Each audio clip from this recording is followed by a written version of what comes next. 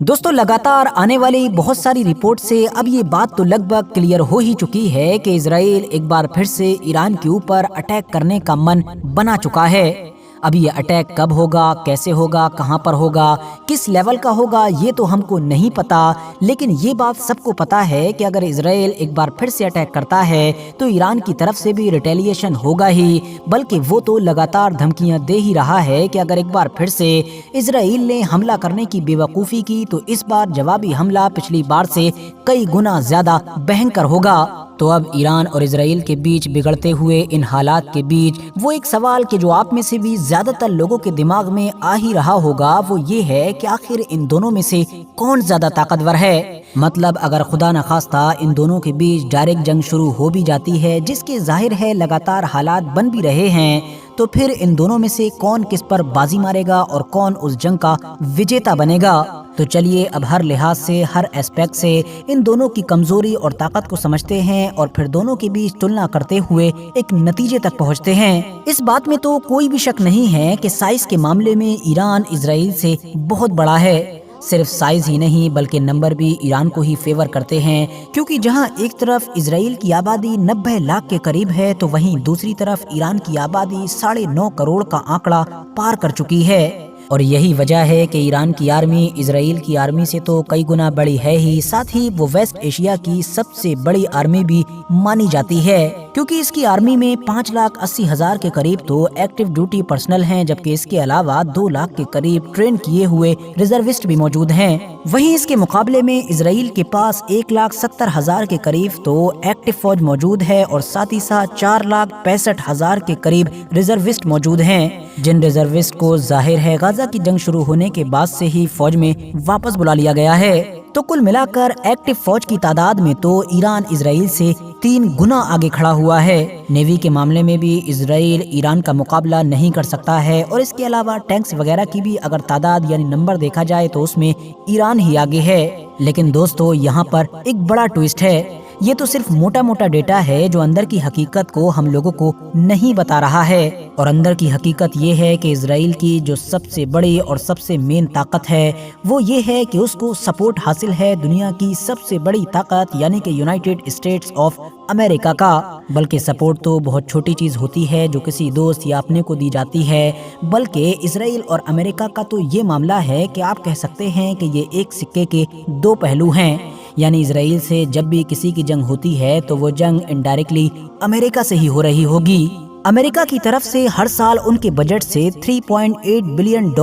Israel को सिर्फ इसीलिए दिए जाते हैं ताकि वो अपनी मिलिट्री को और भी ज्यादा से ज्यादा स्ट्रॉन्ग करे। ये तो सालाना दिए ही जाते हैं। इसके अलावा भी बीच बीच में इजराइल के लिए वहाँ की पार्लियामेंट की तरफ से बड़े बड़े पैकेजेस का ऐलान होता रहता है। बल्कि हद तो तब हो जाती है कि जब अमेरिकी गवर्नमेंट बगैर किसी बिल पास किए या फिर बगैर ऑफिशियल कामकाज के ही इजराइल को लाखों अरबों की मदद भेजती है। मिसाल के तौर पर अभी गाजा वॉर में ही कई बार देखा गया कि जब वहाँ के राष्ट्रपति जो बाइडन ने बिना किसी ऑफिशियल कामकाज के यानी लिखत पढ़त के पार्लियामेंट को बाईपास करते हुए डायरेक्ट इजराइल को मिलिट्री मदद भेजी, और बस अमेरिका और इजराइल का यही याराना ही पूरा गणित बदल कर रख देता है, क्योंकि इस हिसाब से ही अब अमेरिका के जितने भी एडवांस हथियार हैं वो इजराइल के भी हथियार हैं। अमेरिका की जो एडवांस टेक्नोलॉजी है वो इजराइल की भी टेक्नोलॉजी है। इवन जितने भी ऐसे खुफिया एजेंसी के एक्सपर्ट्स होते हैं या फिर मिलिट्री के एक्सपर्ट्स होते हैं जो सुपर पावर अमेरिका के लिए काम करते हैं, मगर जैसे ही इजराइल के ऊपर कोई छोटी सी भी मुसीबत आ जाती है वो फौरन इजराइल के लिए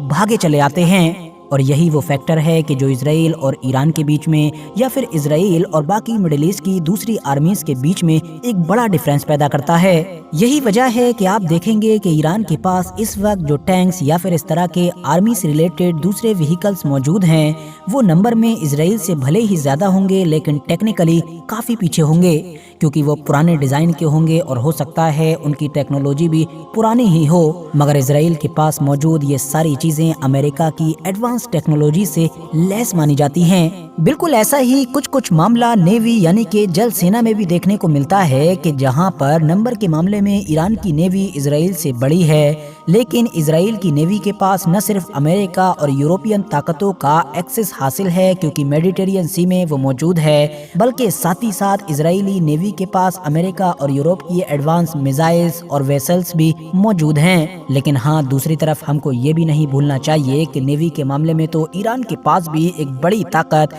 यानी कि ऑयल और पर्शियन गल्फ मौजूद है, क्योंकि सभी जानते हैं कि अगर कभी भी ईरानियन नेवी ने पर्शियन गल्फ को इंडियन ओशन से मिलाने वाले स्ट्रेट ऑफ हॉर्मुज को ब्लॉक कर दिया तो चंद दिनों के अंदर ही दुनिया की बड़ी बड़ी ताकतों की इकोनॉमी जमीन पर गिर जाएगी। इसके बाद जब बारी आती है एयर पावर मतलब के वायु सेना की, तो नेवी और थल सेना से उलट यहाँ पर इजराइल का पल्ला ईरान के मुकाबले में भारी नजर आता है, क्योंकि ईरान के पास 612 के करीब फाइटर जेट्स मौजूद हैं जो ईरान के 551 से काफी ज्यादा हैं। और जाहिर है इजराइल के इन लड़ाकू विमानों में अमेरिका के F-15, F-16 और F-35 जैसे विमान शामिल हैं कि जो ईरान के लड़ाकू विमानों से काफी एडवांस हैं। यही वजह है कि इजराइल की इस ताकतवर वायुसेना का तोड़ ईरान ने अपनी मिसाइल टेक्नोलॉजी के जरिए से निकाला है, क्योंकि पिछले कुछ सालों में जितनी तेजी के साथ और जितनी होशियारी के साथ ईरान ने मिसाइल टेक्नोलॉजी में काम किया है उससे वाकई पूरी दुनिया हैरान हुई है और वो पूरे मिडिल ईस्ट में मिसाइल्स के मामले में सबसे बड़ी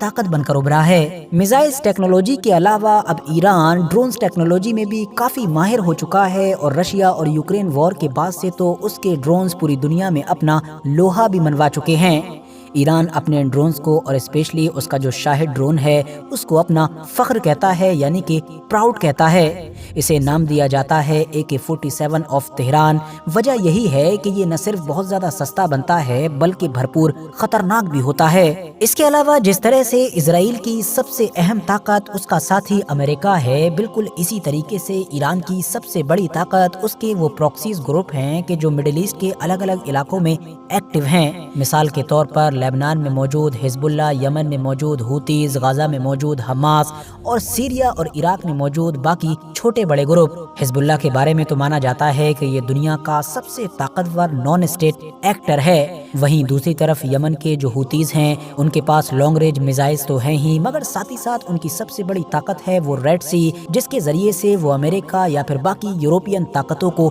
ब्लैकमेल कर सकते हैं, जो कि गाजा वॉर में काफी हद तक देखने को भी मिला था। इसके अलावा जब भी ईरान और इजराइल के बीच जंग होगी तो उसमें अगर अमेरिका और यूरोपियन ताकतें इजराइल का खुलकर साथ देंगी, जो जाहिर है देंगी ही, तो ऐसी सूरत में दूसरी तरफ से भी नॉर्थ कोरिया, चाइना और रशिया का एक ट्रायंगल बन जाएगा और स्पेशली रशिया ईरान को बैक करने के लिए आएगा, या ये कहिए कि उसको आना ही पड़ेगा। आखिर में इन दोनों ताकतों के बीच एक बड़ा फैक्टर परमाणु हथियारों को लेकर भी है, क्योंकि हम सभी जानते हैं कि भले ही इजराइल ने कभी भी खुद से परमाणु ताकत होने का इकरार नहीं किया है और न ही कभी उसको डिनाई किया है, लेकिन उसके पास परमाणु हथियार हैं जरूर। वहीं दूसरी तरफ ईरान को लेकर भी पिछले कुछ सालों से लगातार इस तरह की रिपोर्ट्स आती रहती हैं कि अगले कुछ हफ्तों में ईरान परमाणु ताकत बन जाएगा, अगले कुछ दिनों में बन जाएगा, अगले कुछ महीनों में बन जाएगा, लेकिन कभी भी उसने इस बात का ऐलान नहीं किया कि वो फाइनली परमाणु ताकत बन चुका है। इसीलिए बहुत सारे एक्सपर्ट्स ये दावा करते हैं कि अब इस बात में भी शक है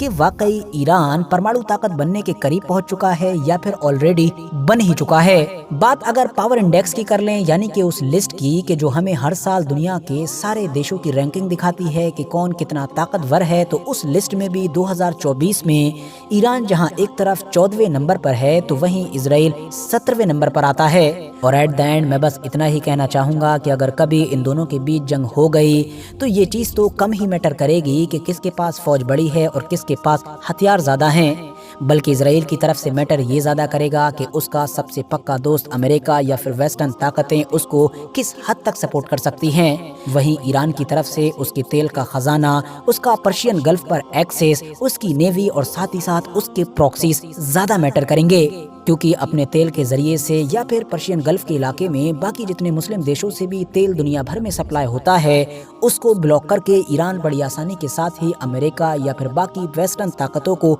झुका सकता है। ईरान और इजराइल दोनों के ही इतने सारे फैक्टर्स जानने के बाद आपको क्या लगता है कि कौन किस पर भारी है? کمنٹس باکس میں اپنی قیمتی رائے ضرور دیں۔ باقی اس ویڈیو کو ختم کرنے سے پہلے میں آپ لوگوں سے یہ ریکویسٹ بھی ضرور کرنا چاہوں گا کہ آپ لوگ میرا سیکنڈ چینل کہ جس پر مینلی میں نیوز وغیرہ کور کرتا ہوں اس کو بھی ضرور سبسکرائب کریں۔ ڈسکرپشن اور کمنٹس باکس میں لنک مل جائے گا۔ باقی یوٹیوب پر ساجد زہیب لکھ کر بھی سرچ کر سکتے ہیں۔ یہ ویڈیو بھی اگر انفارمیٹیو لگی ہو تو لائک کرنے کے ساتھ ساتھ دوستوں کے ساتھ ضرور شیئر کریں، اور ایسے ہی ویڈیوز دیکھنے کے لیے اس چینل کو بھی ضرور سبسکرائب کرتے ہوئے بیل آئیکن کو بھی پریس کریں۔